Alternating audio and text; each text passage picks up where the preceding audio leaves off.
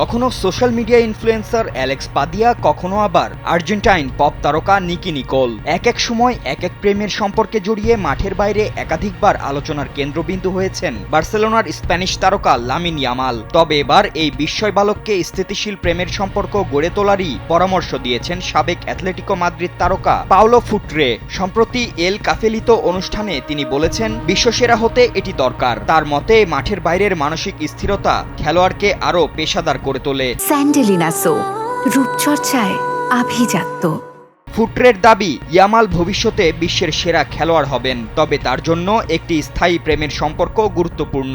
ইয়ামালের একজন গার্লফ্রেন্ড থাকা দরকার। আমি যখন আমার সন্তানের মায়ের সঙ্গে পরিচিত হই তখন থেকেই শতভাগ পেশাদার হই। কম বাইরে যেতাম, বেশি দায়িত্বশীল হয়েছিলাম। ইয়ামাল আগে সোশ্যাল মিডিয়া ইনফ্লুয়েন্সার অ্যালেক্স পাদিয়ার সঙ্গে এবং পরে আর্জেন্টাইন পপ তারকা নিকি নিকোলের সঙ্গে সম্পর্কে জড়িয়েছিলেন। বিশেষ করে নিকোলের সঙ্গে সম্পর্কটি বেশ আলোচিত হয়, তবে সেই সম্পর্ক এখন শেষ, এ কথা নিজেই নিশ্চিত করেছেন ইয়ামাল।